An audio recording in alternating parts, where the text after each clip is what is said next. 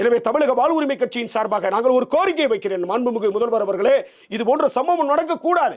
மதுரை அமைச்சியாபுரத்திலே குடிநீர் தொட்டியிலே மலத்தை கலந்தவர் எவனாக இருந்தாலும் சரி, அது எந்த கட்சிக்காரனாக இருந்தாலும் சரி, எந்த சாதிக்காரனாக இருந்தாலும் சரி, அவனுக்கு சரியான தண்டனையை பெற்றுக்கொண்டு அவனுக்கு நீதியை அந்த மக்களுக்கு, அமைச்சியாபுரம் மக்களுக்கு நீங்கள் பெற்றுத் தருகிற பொழுது மட்டும்தான் உங்கள் மீது இருக்கிற நன்மதிப்பு இன்னும் அதிகமாக உயரும். ஏற்கனவே வேங்கவியல்ல நீதி மறுக்கப்படுதுங்க. இது மறுக்கப்பட்டு 3 வருஷம் ஆகி போச்சுங்க. எவ்வளவு பெரிய அவலமான ஒரு நிலையில இந்த மக்கள் வாழ்றாங்க. அப்ப அதை பண்ணனுக்கு எவ்வளவு கொடூரமான ஒரு புத்தி இருக்கு பாருங்களேன்.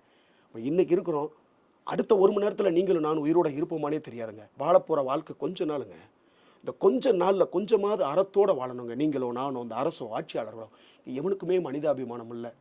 எல்லாம் பதவி மோகம், ஆசை, பண ஆசை, கோடி கோடியா கொள்ளையடிக்கணும், ஊழல் பண்ணணும், அப்படித்தான் ஆசைப்படுறானே ஒழிய இந்த மக்களுடைய மனசை, மக்களுடைய இதயத்தை கொள்ளையடிக்கணும்னு எவனுக்குமே ஆசை இல்லைங்க. கோடி கோடியா பணத்தை தான் கொள்ளையடிக்கணும்னு அரசியலாளர்களும் ஆட்சியாளர்களும் நினைக்கிறார்களே தவிர மக்களுடைய மனங்களை கொள்ளையடிக்க வேண்டும் என்று யாருக்குமே இல்லை. அப்படி நேர்மையான ஒரு ஆட்சி, ஒரு சமூக நீதி பேசுகிற இந்த திராவிட மாடல் அரசு வேங்கை வயல் குடிநீர் குட்டில் இப்படி ஒரு சம்பவம் நடக்கும் பொழுதே அதை ஒட்டச்சு எரிஞ்சு அந்த ஊர்ல எவனா இருந்தாலும் கைது பண்ணி அவனுக்கு தண்டனையை பெற்றுக் கொடுத்திருந்தால் இப்ப மதுரை அமைச்சியாபுரத்தில் குடிக்கிற தண்ணியில பீய கலந்திருப்பானா? இந்த வார்த்தையை சொல்லும் போதே எவ்வளவு அசிங்கம் அது. நம்ம நம்ம நம்ம பெத்த குழந்தையோட ஒரு மலம் அங்க கடந்தா கூட நம்ம அதை என்ன பண்றோம்? அதை கொஞ்சம் தள்ளிட்டு தான் வேற இடத்துல உட்காந்து தான் நம்ம சாப்பிட போறோம். என் புள்ளதான் அப்படின்னு அள்ளி திங்கவா முடியும்? அப்படி இல்லைங்க. ஆனா எவ்வளவு பெரிய மன உளைச்சல் தெரியுமா? அந்த மக்கள் எவ்வளவு வேதனையோடு இருந்திருப்பாங்க. 2 நாள் குடிக்க தண்ணி இல்லாம அவங்க எவ்வளவு சிரமப்பட்டிருப்பாங்க. கண்டிப்பா சார். அப்ப எவ்வளவு பெரிய ஒரு விஷயம், ஒரு சமூக நீதி மறுக்கப்படுதுங்க.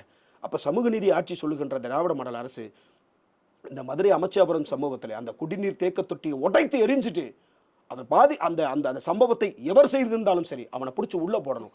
அப்படி போகும் பொழுது ஆனா எங்கங்க எல்லா குற்றங்களுக்கும் இங்க தீர்வே கிடைக்க மாட்டேங்குதுங்க. நான் சம்பவத்தை நிறைய சொல்லியிருப்பேன். இன்னும் அண்ணா யூனிவர்சிட்டி மாணவிக்கு இன்னும் நீதி கிடைக்கல.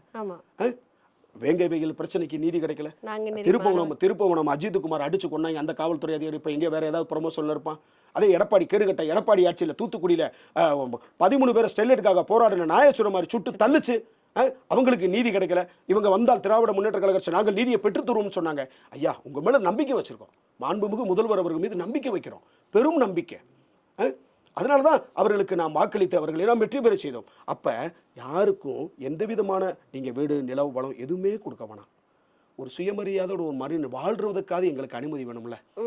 ஒரு சுயமரியாதை இல்லாம எவனவர்களையும் வாழ முடியாங்க. அப்பேற்பட்ட சுயமரியாதை இழப்பு தான் இந்த வேங்கை வயல் மலத்தை கலந்த சம்பவம் மதுரை அமைச்சியாபுரத்தில் நடந்தது. எனவே மாண்புமிகு தமிழ்நாடு முதல்வர் அவர்கள் இதை கருத்திலே கொண்டு அமைச்சியாபுரத்தில்